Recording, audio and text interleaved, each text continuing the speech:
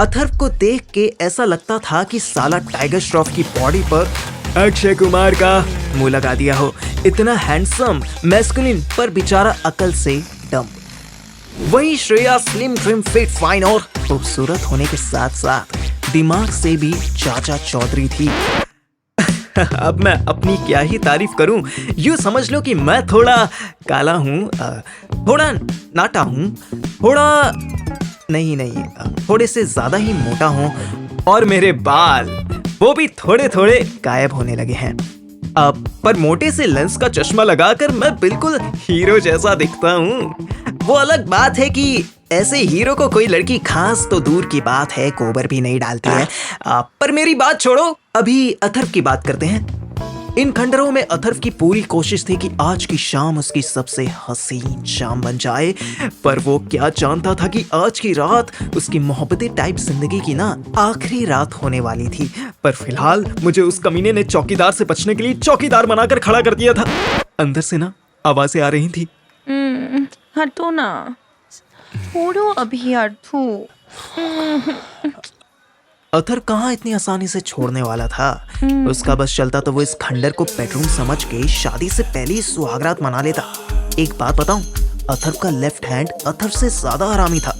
वो श्रेया की कमर पकड़ने के बहाने टॉप के अंदर घुसकर श्रेया का फिगर नापना शुरू कर चुका था। अथर्व नो, हाथ निकालो, इतनी जोर से नहीं दबाओ। तभी वहां डंडा पटकता सीटी बजाता चौकीदार ऐसे आया जैसे घोड़ी के खेत में सांड घुसाया हो। चलो रे, निकलो सब बाहर। दड़बों में मुर्गियों की तरह घुसे रहते हैं भैंचोद। उसके हाथ में डंडा देखते ही मैं तो किनारे खिसक लिया।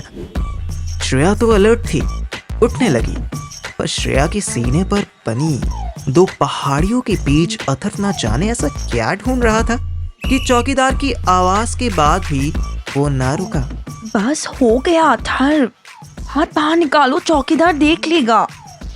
चौकीदार बाहर धूप से आया था। उसको अंधेरे में क्या घंटा दिखता, पर मुझे दिखा कि अथर्व श्रेया की टॉप में हाथ डाले डाले ही चुपके से बाहर की तरफ जा रहा है। मुझे हंसी आ गई। अरे क्या करूं यार, हाथ में ब्रा फंस गया है। तुम्हारा हाथ फिशिंग रॉड है क्या जो अटक गया? बाहर निकालो इसे तुरंत। मैंने कहा था ना, उसका बायां हाथ बहुत हरामी था। अथर्व ने अपना हाथ झटके से खींचा और हाय, श्रेया की ब्रा अपनी जिम्मेदारियों से नीचे हट गई। अरे उप्स। क्या हो गया भाई? छोरी संग जोर जबरदस्ती कर रहा है कि? अरे नहीं यार, गर्लफ्रेंड है मेरी। वो तो बस ऐसे ही गलती से। गलती की गुंजाइश पब्लिक प्लेस में ना है रोमियो। ओयो जा और कर अपने भूल चूक संग लेनी देनी। श्रेया भड़कती हुई कुछ बोलने ही वाली थी कि अथर्व ने उसे जबरन बाहर खींचा और गेट की ओर चल दिया। तभी उसका फोन बजा।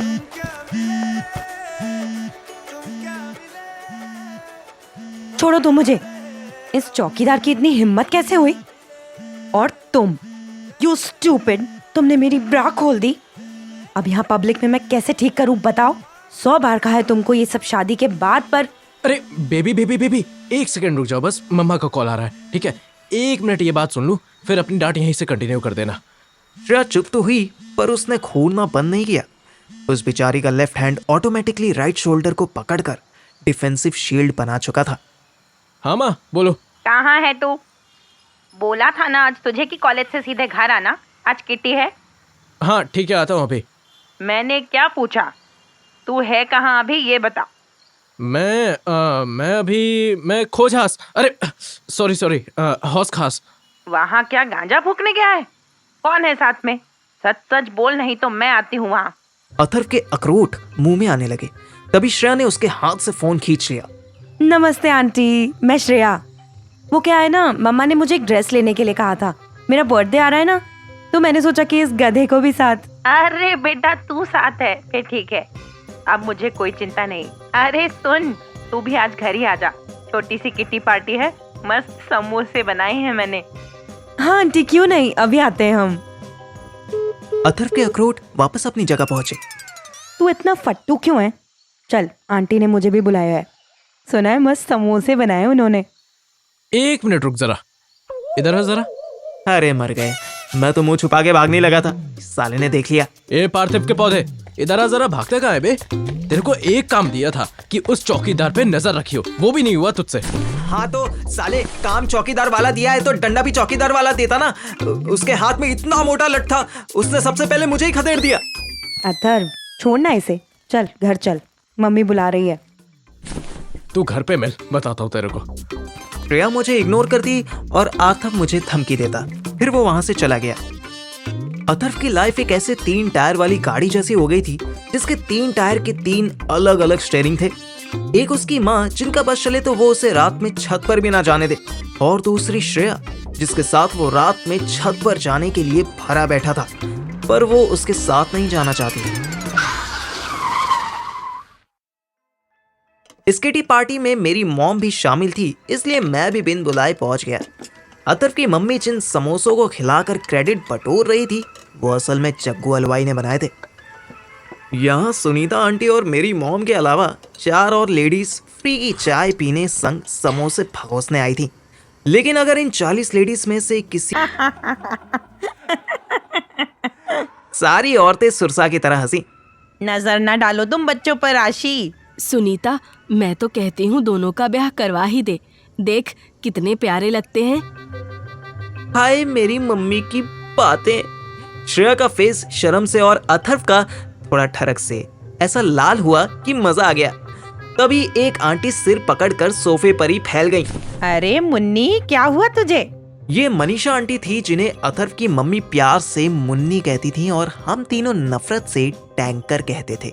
मुन्नी कम से कम 90 किलो की थी और उन्हें 6-6 समोसे खाते देख लगता था कि जल्दी ही अपनी सेंचुरी पूरी करने वाली हैं। चक्कर आ रहे हैं सुनीता, भारी भारी लग रहा है। ओहो, फिर गैस बन गई तुझे। चल अंदर आराम कर ले, मैं तुझे इनो देती हूँ। नहीं नहीं, मैं यहीं ठीक हो जाऊंगी। अरे पर तेरे इनो पीने के बाद जो धमाके होंगे, उससे हम तो ठीक नहीं रह पाएंगे ना।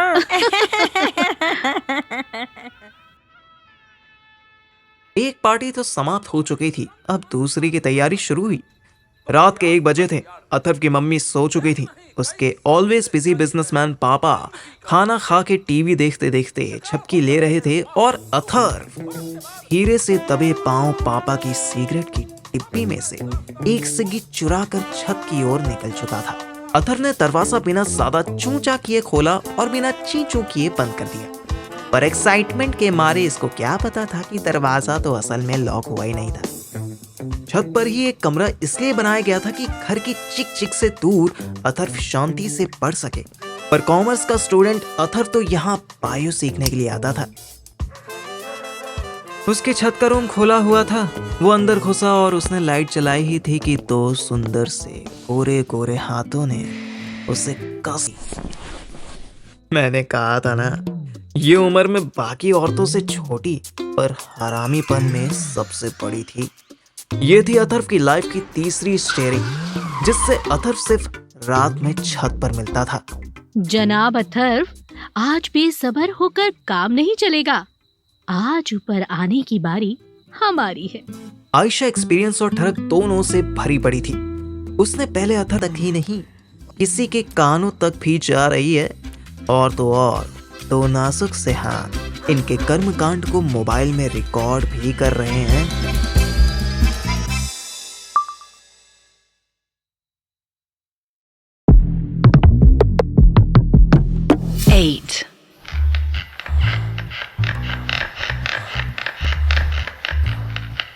सीन कुछ ऐसा मजेदार हो चला था कि मेरा दोस्त अथर्व आधा बैठा आधा लेटा बिना किसी प्रेशर के परफॉर्मेंस दिए जा रहा था, और उस पर चढ़ी दिलरुबा दिलकश जवानी आयशा भाभी दीवानी अपने घोड़े दौड़ाने में लगी हुई थी। लेकिन तभी अथर्व की नजर दरवाजे पर पड़ी।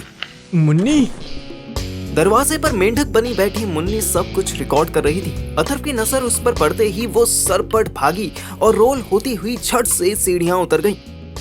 30 सेकंड से भी कम समय में हुई इस उठक पटक से बेखबर आयशा भाभी, जो अब तक क्रेजी बॉल की तरह बाउंस कर रही थी, रुक गई। उन्हें एहसास हुआ कि उनके पोल डांस का पोल तो गोल हो गया है।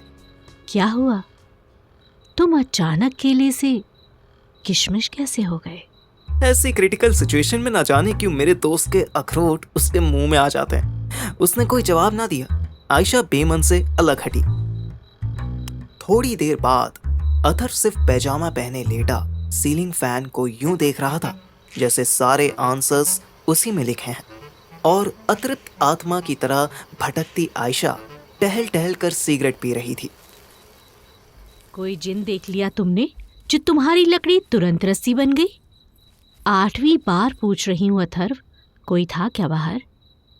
अथर्व को समझ नहीं आया कि जो 100 किलो की भूतनी उसे अभी पल भर को दिखी थी उसके बारे में आयशा को बताएं या ना बताएं। ठीक है, ना बताओ, मैं चलती हूँ।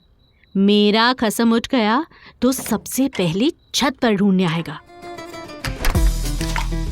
आयशा दबे पांव बाहर निकली और क्रेजी बॉल की तरह ही एक छत से दूसरी छत खोदकर चली गई।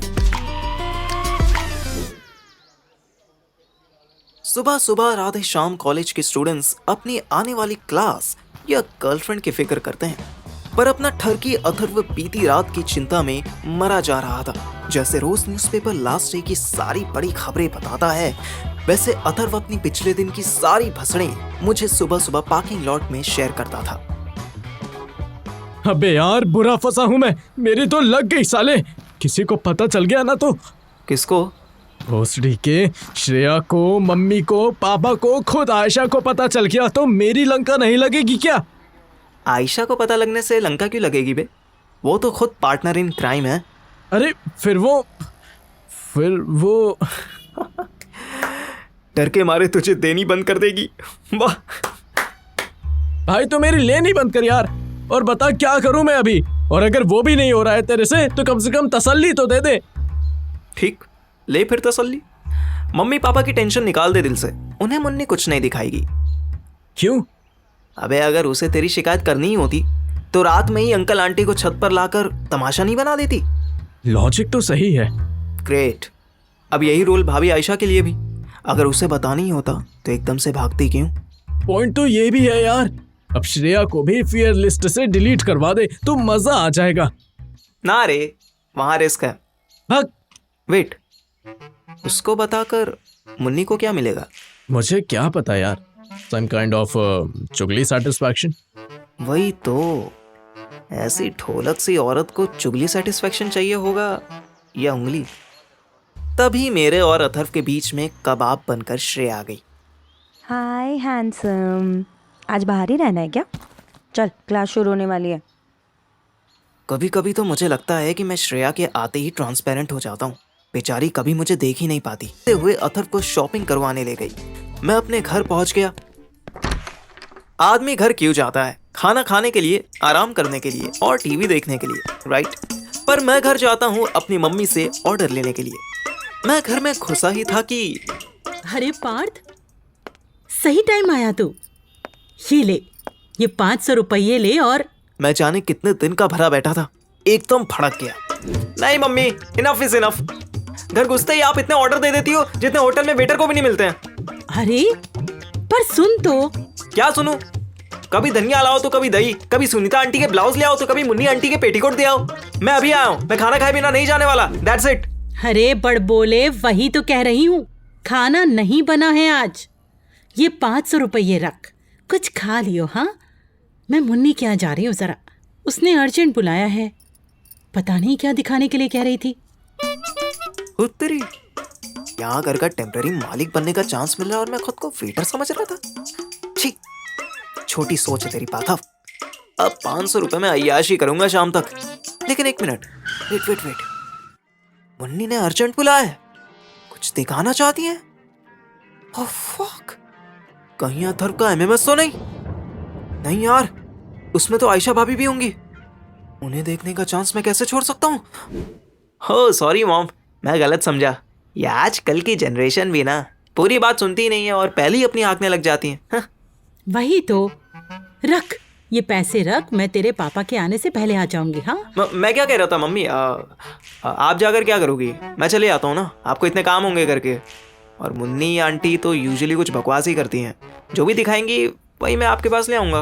वो तो ठीक है, पर अभी तो तू मना कर रहा था, एनफ इज एनफ कह रहा था। अभी हृदय परिवर्तन हुआ ना मेरा। आप बताओ, कुछ सामान वामान भी लेकर जाना है क्या? हाँ हाँ, वो 4 साड़ियाँ ले जाना। उसी की गली में एक पीकू वाला है, उसी से पीकू भी करवा लियो। भैंस की आंख, एक और काम। क्यों नहीं मम्मी, फ्रूट्स में चीकू और साड़ियों में पीकू मुझे बहुत पसंद है। अभी जाता हूँ। रात के 10 बज रहे थे और मैं मस्त अथर्व के बेड पर बैठा उसका एक्सबॉक्स खेल रहा था और वो पीछे आ रहा, पेंडुलम की तरह इधर से उधर वॉक कर रहा था। तूने खुद देखी वो वीडियो? यही तो अफसोस हुआ, मैं आयशा भाभी का एक झलक भी नहीं देख सका। भग साले, वीडियो में बस आयशा भाभी की बैक आई होगी। अरे बैग ही सही, उनको तो बैग से देखकर भी मेरा फ्रंट सैल्यूट मार देता है। दोपहर में उसके घर पहुंचा ही था कि उसने मुझे तुरंत एक मस्त जूस पिलाया, फिर बेडरूम ले गई और बोली, मुझे तो शर्म आ रही है, तुम अथर्व के दोस्त हो ना? हाँ, शर्म तो मुझे भी कई बार आती है उसका दोस्त होते हुए, पर चलता है। आप बताओ, आप क्यों इतना शर्मिला टैगोर बन रही हो? मुन्नी टैंकर के साथ ये एक अलग समस्या थी। एक पैराग्राफ बोलती थी और 2 बार ही करती थी। मैंने रात को वो देखा। वो क्या? अथर्व को छत पे देखा। इम्पॉसिबल। रात को आप उसकी छत पर पहुंचे कैसे? अरे नंगा जरूर देखा था मैंने, तो झट से वीडियो भी बना ली। मैं तुरंत उसके फोन की तरफ झपटा। दिखाओ तो। ओए, एक मारूंगी अभी। ये वीडियो तुम्हारे देखने के लिए नहीं है, ये मैं सिर्फ अथर्व को दिखाऊंगी। सुअर की टांग। मेरा शक सही निकला। ये बॉईल की हुई लौकी ब्लैकमेलिंग पर उतर आई है। अगर वो मना करे तो श्रेया रानी से पूछ कर दिखाऊंगी, क्या पता वो देखना चाहे। हाय रे, कैसा कलयुग है ये। मुन्नी बदनाम होने के बजाय बदनाम करने की धमकी दे रही है। आपको क्या चाहिए इस वीडियो के बदले में? वो तो मैं अथर्व को ही बताऊंगी। Very good. अथर्व के अलावा, मेरा मतलब अथर्व के अलावा और कौन है इस वीडियो में? अब पहली बार उसकी बोलती बंद हुई। वो सोच में पड़ गई। सारी रात देखा मैंने रिपीट मोड पर, लेकिन लंबे बालों के पीछे बॉडी किसकी है देखा ही नहीं। आवाज भी स्लो थी। दिख जाता तो 2 ब्लैकमेल भेजने के लिए 2 एड्रेस मिल जाते, नहीं? धत, तुम बच्चे हो अभी।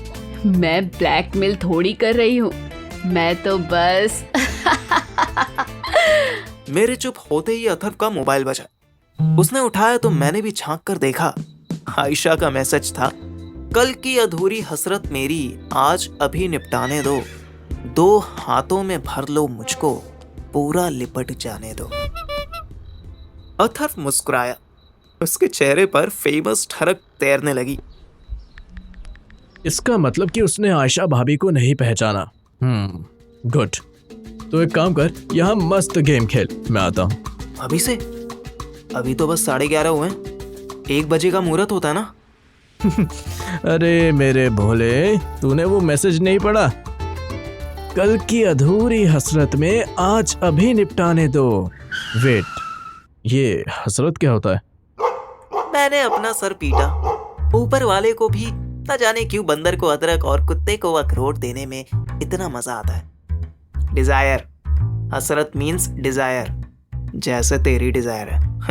अरे बस बस, तुम मेरी छोड़, अपनी देख। यहाँ मस्त खा पी सो या खेल, मैं चला।